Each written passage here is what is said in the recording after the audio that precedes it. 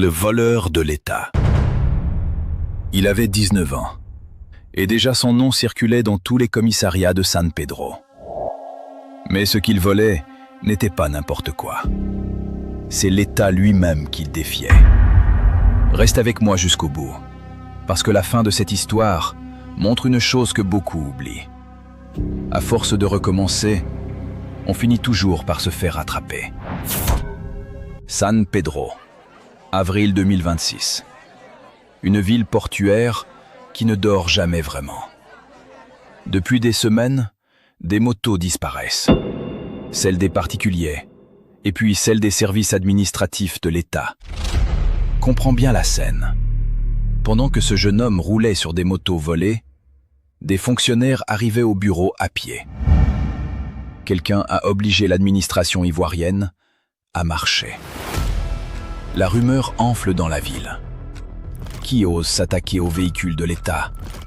Qui a ce culot? Je suis le narrateur qui chatouille vos tympans et respecte votre connexion Internet. Dans le cadre de l'opération Épervier 11, la brigade de recherche et d'intervention reçoit une information. Une simple piste, un nom qui revient, une adresse qui se précise. Les patrouilles changent de trajectoire, le filet se resserre rue par rue. Quelque part dans San Pedro, un jeune homme de 19 ans continue sa vie normalement, sans savoir que la ville entière se referme autour de lui. Il ne le sait pas encore, mais ses derniers jours de liberté sont en train de s'écouler. Abonne-toi maintenant, parce que ce qui arrive ensuite montre exactement pourquoi il y a des clients qu'on ne doit jamais se faire. Le samedi 11 avril, l'étau se referme et l'homme tombe. LB, 19 ans. Le visage de celui que tout le monde cherchait. L'interrogatoire commence. Et là, il craque. Il avoue tout. Les vols, les motos, celles des particuliers comme celles de l'État. Celles de l'État. Mais un détail dans ce dossier mérite qu'on s'arrête. LB est récidiviste. Récidiviste. À 19 ans. Il avait déjà été pris une fois. Il avait déjà eu sa chance. Et au lieu de se faire discret, il a regardé les motos de l'État en se disant que c'était une bonne idée. Le courage et l'intelligence ne voyagent pas toujours ensemble.